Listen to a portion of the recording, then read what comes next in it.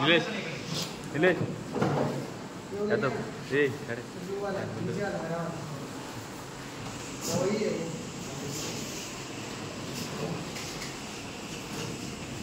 हा एमसीबी याच्यात बसणार आहे बरोबर.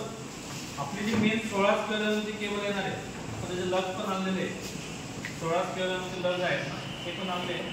हा एमसीबी कशात बसणार आहे या बॉक्समध्ये बसणार आहे. याला इनकमिंगला जी बाहेरची केबल आहे 16च्या आरची जी आपण जाड केबल बघत होतो 16च्या ती इथे लागेल इनकमिंगला. इनकमिंग लागेल आउटगोईंग मधनं या बसबारमध्ये जाईल. तो बसबार आहे आपला मोठा कुठे आहे तो बसबार घे कनेक्शन तुम्हाला लक्षात तिथे गेल्यावर अजून पण लक्षात येईल. हा जो बसबार आहे या बसबारमध्ये ते जाईल. बसबारमध्ये काय आहे नेमकं तुम्हाला कनेक्शन घेण्यासाठी पट्ट्या असतात बसबार पट्टी. जर एकाच वेळेस 4 केबल जर न्यायचे असले आपल्याला 4 केबल नेण्यासाठी RYB जोडे न्यूट्रल जोडे बरोबर. हा बॉक्स हा स्विच चालू केला सप्लाय याच्यात येईल बरोबर. याच्यातनं मग एक तिकडच्या साईडला एक केबल देईल आणि आपल्या एक साईडला एक केबल देईल. लक्षात आलं सगळ्यांचं. हां हे बघ हा एमसीबी बॉक्स आहे. हा बॉक्स आहे याच्यामध्ये हा एमसीबी बसणार बरोबर. हा 4 पोल एमसीबी 100 एम्पियरचा हा या बॉक्समध्ये बसेल.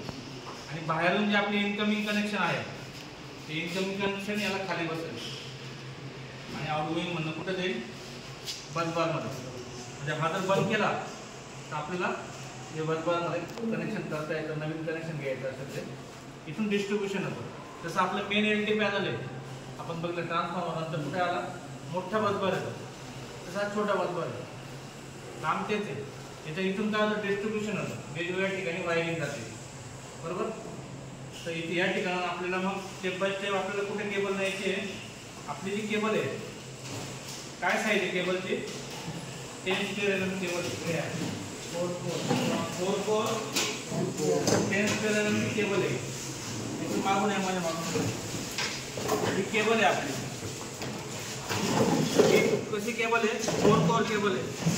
त्याच्यामध्ये किती शेड आहेत 4 दिसले का 4 RYB आणि न्यूट्रल 10 स्क्वेअर अनआर्मर्ड आहे.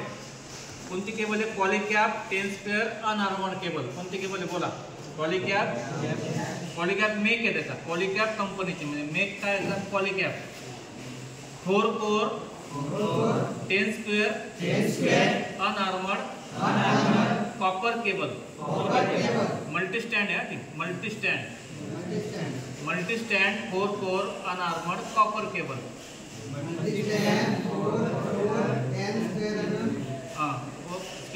अनआर्मर्ड कॉपर केबल साइज 10 स्क्वेअर आहे मॅम.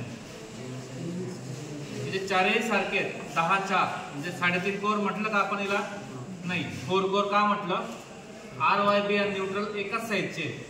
आणि आपण जी मोठी केबल बघतो तिला 3.5 कोर म्हणत होतो. कारण काय न्यूट्रल जो होता तो हाफ होता. लक्षात आलं. तो एमसीबी बॉक्स मोठा एमसीबी बॉक्स. आता आपण काय करणार आहे बसबार म्हणणं जे कनेक्शन आपलं येणार आहे बसबार म्हणणं आलेलं कनेक्शन आपण हा आपला 4 पोल एमसीबी बरोबर. हा 4 पोल एमसीबी ला काय करणार आपण जसं आपण वेल्डिंग सेक्शनचं कनेक्शन द्यायला गेलो होतो वेल्डिंगचे इथे बरोबर. आलं सगळे कनेक्शन आपण कशातनं कनेक्शन घेतलं त्याच्यातनं घेतलं आणि तिथून याला दिलं. म्हणजे हा जर चालू बंद केला तर काय होईल प्रत्येक मशीन चालू होईल. पॉलीकॅप कंपनीचा आहे हा 63 एम्पियरचा आहे 32 एम्पियरचा आहे C32 याच्यावर मार्किंग आहे पॉलीकॅप C32. तर याचं कनेक्शन कुठे जाणार आहे मशीनला. आपण काय करणार आहे प्रत्येक केबलचं कनेक्शन याच्यात देणार आहे खाली असं लूप टाकणार आहे. हा एक एमसीबी जोडणार पुढे दुसरा एमसीबी जोडणार. तो कशामध्ये जोडणार आपण या बॉक्समध्ये. तुम्हाला काय काय करावं लागेल एक एमसीबीचं कनेक्शन बसबार मधनं घेतलं समजलं. बसबार मधनं कुठे जोडायचं या हा बॉक्स फिट करायचा लाकडाच्या फळीवर त्याच्यामध्ये IMCB लावायचा. IMCB लावला का त्याच्या इनकमिंगला एक केबल टाकेल आलं आणि आउटगोईंगला मशीन मला राहील. मग दुसरी केबल परत इनकमिंग म्हणून पुढे घेऊन जायचं दुसरे MCB असे किती MCB लावायचे आपल्याला? 12 मशीन लागणार आहे. सगळ्या मशीनचं 3 फेज कनेक्शन असेलच असं नाही, पण आपण खाली 3 फेज देणार आहे. तो वरून सिंगल फेज घेईल किंवा 2 फेज घेईल. आणि वेल्डिंग मशीन 2 फेज पण असतात, बरोबर. मग इथून सिंगल फेज त्याचं वेगळे कनेक्शन घेईल. तर त्याच्यामध्ये प्लग पण जोडतात शेजारी. बघितलं असेल तुम्ही वेल्डिंग सेक्शनमध्ये शेजारी प्लग आहे. इथपर्यंत सगळ्यांना समजलं? हां, नीट लक्ष दिलं तर समजलं. सोपं विषय आलं लक्षात. आता याच्यामध्ये काय राहिलं तुमचं? पाईप आणि फ्लेक्झिबल पाईप. याचा वापर कसा होणार आहे पाईप आणि फ्लेक्झिबल पाईपचा? हा जो केबल आहे हा त्या 25 mm पाईपमध्ये तुम्ही हे करणार आहे, बरोबर. आणि जिथे केबल टर्न करायची तिथे काय लावणार तुम्ही? Flexible pipe. या बॉक्समध्ये लावायचा असेल इकडे तिथे फ्लेक्झिबल पाईप लावायचा. तिथपर्यंत आपण. आणि पाईप कशाने फिट करायचं आहे? सॅडलने करायचं आहे, स्क्रू. आणि गरज असते तर टाय मारायचा, कारण टाय 2 वर्षांचा टाय काय होतं? खराब होऊन जातं. म्हणून आपलं परमनंट काम करायचं. मग सॅडलसाठी स्क्रू आहे.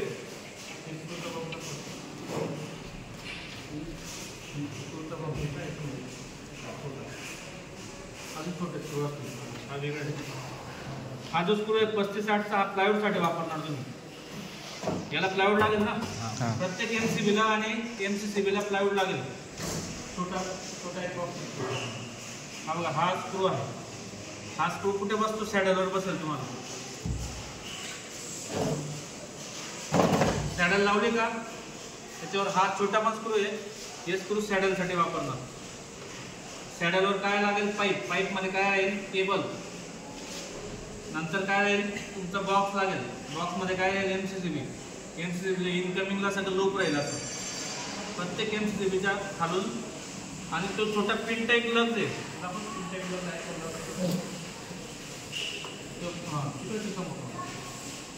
काय करायचे? केबलचे इन्सुलेशन काढलं का? हा जो पिन टाईप लग आहे दिसतो ना, पिन टाईप लग.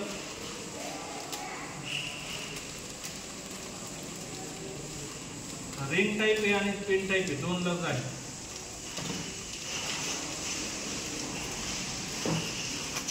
हा रिंग टाईप आहे.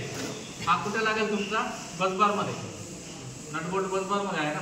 आणि हा जो राहील हा MCCB मध्ये जाईल. तर एका केबलला एकच लागेल, R, Y, B आणि न्यूट्रल 4 लागतील.